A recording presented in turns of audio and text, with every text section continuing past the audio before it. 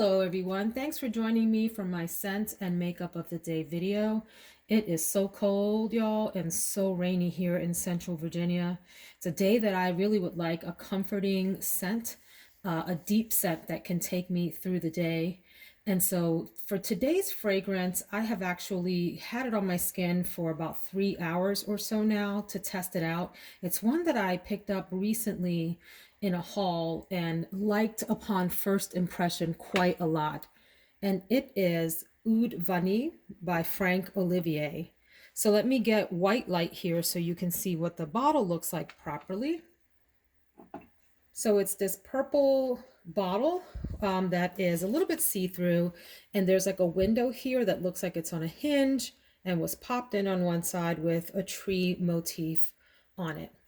I like the bottle, substantial and nice. Let me start off by saying that this is a bargain fragrance. I got this for under 30 bucks. Hang on, let's get back to the mood lighting. Okay, so as I was saying, I got this for under $30 on FragranceNet. This is an Eau de Parfum. And there are others then from the Franck Olivier line that I also hauled recently, and I have another order that has come in because I liked this so much and the other ones that I purchased from this house so much that I went ahead and got a bunch more, thinking that perhaps they would all be great bargain fragrances. So if you go on Fragrantica and check out the reviews for this, they are quite mixed. People love this or they think it's a scrubber. And if you're not familiar with that term, basically it means something you want to get off your body right away because you can't stand it that much. I happen to be in the love category. I think this is a really beautiful fragrance. I will also say if you go on Fragrantica versus a site like Base Notes, you will get a different note pyramid for this fragrance. And sometimes that happens and it's really frustrating as a reviewer because if, like for example, I haven't been able to find a Franck Olivier website. I found the parent company for this, but it doesn't list the notes. So I can't get it straight from Franck Olivier. If anybody knows the direct site to get right from the perfumer, please let me know. I wasn't able to find it. But what I'm getting at is that as a reviewer, if you see different note pyramids, it can be really confusing because we're out here telling people, I think I pick up a note of fill in the blank. And in fact, there is no note like that in the fragrance. And so we're out here looking just crazy. So let me tell you my personal impressions of this. I find this to be slightly smoky. Some people think it's super smoky. To my nose, it's a nice slight smoke and powdery fragrance. It's spicy and it has some nice vanilla to it. On Fragrantica, it's classified as an amber woody fragrance. And then on Base Notes, it's oriental spicy. So isn't that something? On Fragrantica, and that's the note pyramid I'm going to stick with here today. It has top notes of caramel, raspberry, and orange. And some of the middle notes that I like, one is incense. There's definitely incense in here, or something really close to that. Rose and patchouli. And then in the base, definitely a vanilla base, woody notes, musk, and spice. When I tested this morning and I first put it on, I love the opening. It's slightly harsh, not too much, but slightly harsh in the same way that Shaghav Oud is harsh in the opening. I'm trying to reach back here without knocking over all my other bottles. Oops, sorry. So it reminds me a lot of Shaghav Oud in the opening. And as it dries down also, and then this one becomes a little bit more vanilla in the base. So that comes to mind. And certainly the other fragrance that comes to mind, which Shaghav Oud is a dupe of, is Oud Bouquet. Back in here. Are you Oud Bouquet? Yeah, you're Oud Bouquet. So I would say all three of these are cousins. This is maybe the more refined, elegant, living in Beverly Hills cousin. This is the one in the suburbs, and this is the one in the city. I don't know, I'm totally making that up, whatever we think that means. But I do like this fragrance. It's similar enough to both of those that if you have one of these and really like it, you may not need Oud Vanille. I'm happy to have it in my collection purely for the bottle. And because it's almost like a softer version of Shaghav Oud, this one is super duper powerhouse beast mode, will gas out a room with a few sprays. This one will too. This one is the sweetest, Oud Bouquet. This one is heavier on the vanilla. So I will say that about it. And it's more incensey to me than the Shaghoff Oud and the Oud Bouquet. So those are the major differences. Now, if you want to talk about layering and you want to explore that, this is a good fragrance for layering if you're interested in that. Today, I have paired it with warm vanilla sugar as a lotion base, upon which I spray the Oud Vanille. However, I did experiment with a couple of other combinations that I think are worth looking into. Oud Vanille, looking at the name, you might want to try something like this. If you have the Tom Ford original tobacco vanille, those might be good to pair together. But this is a Pandora Sense dupe from Charuto Tobacco Vanille, that those two go together. It makes it lean more masculine, more deep, and adds that tobacco accord into it that is really kind of cool. If you want to go a different direction and make it deeper in maybe a more feminine way, you might want to try the original Jimmy Choo together with that. The patchouli in both of these play off of each other nicely and deepen it in a feminine way, but not girly pretty. And then the other suggestion, and I can't think of one right off the top of my head, but any kind of vanilla fragrance that is what we call fragdentical. I got that from Marshall's Blends Fragrances, and I forget who he got that from. Was it Redolescence? I don't know. But anyway, a fragrance that is strong on the vanilla, you can certainly pair with that. The other interesting combination I might suggest is to explore something that's heavy on the rose, but also smoky, like Nina Ricci, L'Extase Absolue. Did I get that right? Extase Absolue. This is a heavy rose fragrance with a smoky background to it. These play nicely together. So those are my recommendations. If you're looking for an inexpensive oud and vanille kind of fragrance. Now, oud is not a note in here, although it says they're woody notes. But the incense and the woody notes together give this that oud feeling. Nice fragrance, in my opinion. If you don't like those kind of notes, stay away from this. You will probably hate this. I love it. So that is the fragrance of the day. Highly recommend. Let's go talk about some makeup, guys. So here is my makeup wardrobe for the day. Before we get into that, if you hear noise in the background tapping, it's actually the rain on the skylights. It is really pouring today. And I also, because I love coffee mugs, and you guys know that, I wanted to show you my mug of the day. It's this pretty mug here from a local artisan that we buy a lot of pottery from. Really pretty. Okay, random. Let's move along. I wanted to reach for a palette that I haven't used in a few months, and it's the Natasha Denona Love Palette. Before I get into that, let me feature a couple of other products here. I really love the Milani Conceal and Perfect Longwear Concealer. In fact, the more I use this, I have this in 2 colors, the more I really love it. This is in the color 130 Light Beige. I find it to be medium to full coverage, a little hydrating, and works well on the skin and doesn't crease. Now I'm rubbing it out, but I always advise to actually pat out your concealer, especially if you are of a more mature age like myself and have crepiness and wrinkling under your eye. Lovely concealer, drugstore option. Estee Lauder Futurist Hydra Rescue Moisturizing Makeup Broad Spectrum SPF 45 Foundation.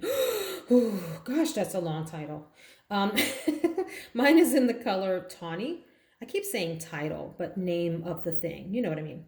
Tawny 3W1 or 3 Warm 1. This is a nice foundation. I don't know that it is worth the tremendous hype that it got on YouTube when it first came out, but it certainly is a really nice foundation that I love to have in my collection. It is very hydrating. It does leave a dewy finish. You can see that on the skin. Now, of course, it's going to dry down a little bit, but it is more luminous than a lot of foundations out there on the market. I don't love the packaging. This squishy plastic drives me crazy. I really do prefer a glass bottle, but that's fine. No problem. So would I repurchase this if I ran out? I'd have to think about it. This is, I think, in the $40 range, $40 to $50, $45 maybe. So I definitely would advise getting it on sale. I don't think you have to pay, by the way, guys, full price for any makeup products unless you don't mind and you don't care. Then knock yourself out. But if you're a little bit budget conscious or want to save a few dollars, any products are always going to go on sale. In fact, Sephora is about to have their spring sale, and I am going to do a video about my recommendations for the Sephora spring sale, so watch out for that, hopefully this weekend. Okay, I also want to talk about lipstick, but I'll do that after the palette because then it'll make more sense. So let's push this other stuff out of the way and talk about this release, this duo here. It came out, I think, last, either the end of January or right in February of last year, 2020, if I'm not mistaken. Or was it 2019? It feels like forever ago. I'm just going to say it was last year, 2020. And it really doesn't matter. That's not the point. This is the Natasha Denona Love palette. And it's a mid-size palette. She has palettes that are much bigger than this. And then she has little 5-pan palettes and then little minis that have tiny palettes in them. So this is what her mid-size palettes look like, the pan size in them. And this particular color story here is mostly, as you see, pinks, purples, and silvers for the most part, with the exception of this one up here, which is more on the neutral side, this color called First, and some golds. But even the golds have some pink intermixed with them. This is a challenging color story. Because there's like a red in here, as you see, a really deep pink red here. Heartbeat, which is very purpley red.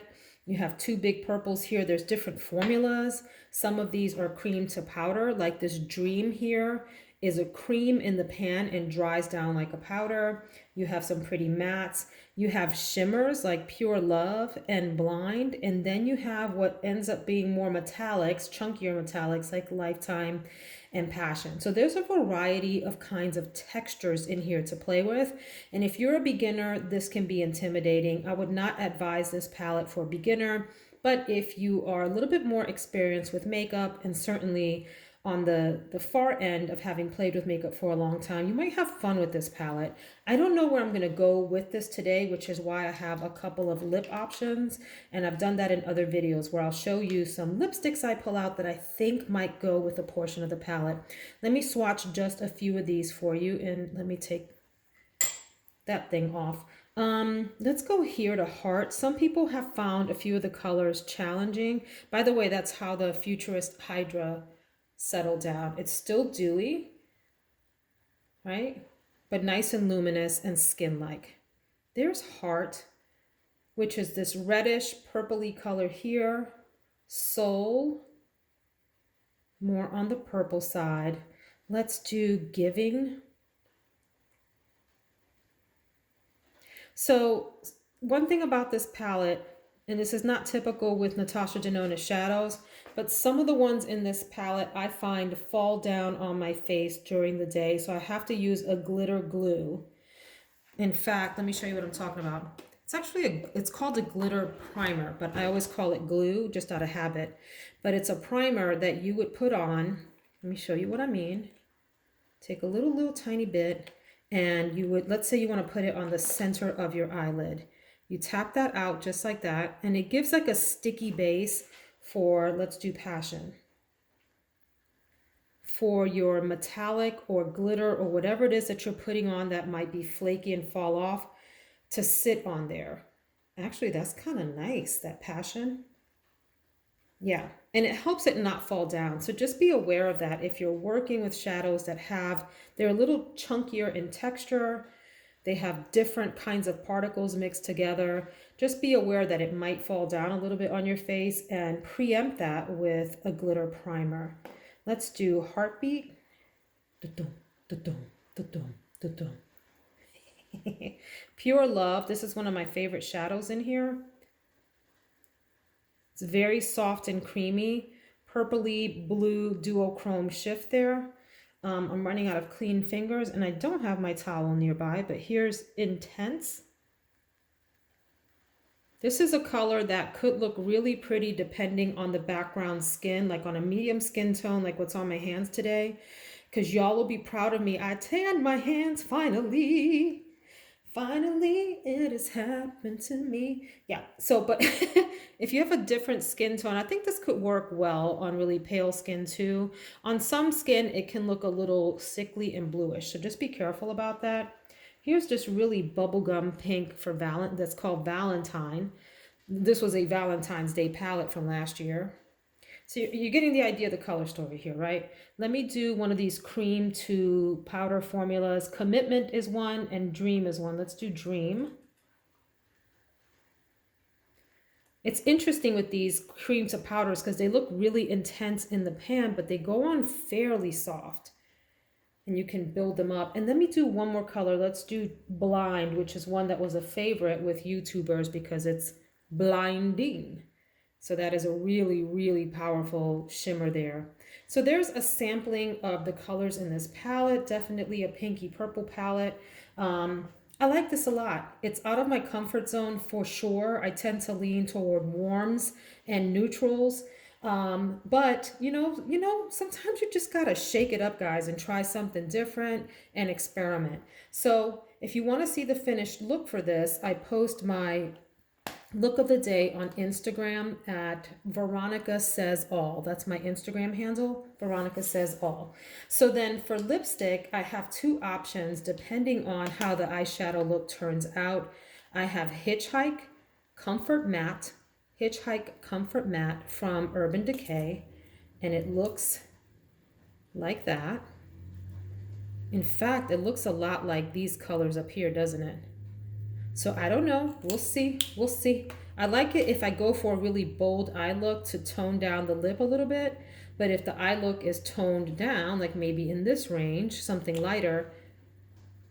Did I say that the right way? If I have a toned down look, I like to go for a bold lip, and vice versa. If I have a bold eye, I'd like to go for a toned down lip. So here's a really toned down pink. This is The Truth from Lipstick Queen. I don't know. We'll see. In fact, I'm kind of leaning towards this because it's matte. I don't know that I want something shiny on my lips with so much potential shine on my eyes. That might be a bit much, but we'll see how it plays out. And I also want to mention the Natasha Denona Love Glow Cheek Palette, which came out at the same time with this cool feature. If you're easily distracted by something like me, like, oh, look at the squirrel running. Here's a palette for you, and it looks like that. Now, these palettes from Natasha Denona can be a little challenging for beginners, these face palettes here, because they've got powders and they've got creams. There's two creams at the top that are protected with this little, what do you call this here, flap, that it protects them from the powders over here. This particular one, people complained that the diamond powder here was way too chunky. Let's see. Yeah, I can already tell you this is like Glitter City. Yeah, that will not be on my face today for work. Not happening. But if you want to have fun one night, you're going out with the girls and you want to sprinkle your face with some fairy dust, there you go. You can use this one as a highlighter and you can use these two as cheek. Like this could be your base. I don't have any clean fingers and I don't want to dirty this up. But for you guys, I will do it. Here's the cream base.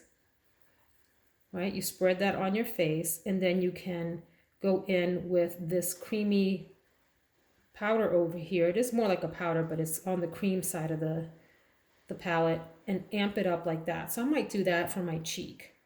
I know that looks a little crazy, but it will come together, I promise. That is my video for the day. Gonna go for an interesting eye look, but I thought about the purples in here because of the purple in the Franck Olivier bottle, Oud Vanille. So it inspired me to pull this out. Hope that makes sense. And I hope that you all have a fantastic day. Please subscribe so that we can hang out again tomorrow. Take care, guys.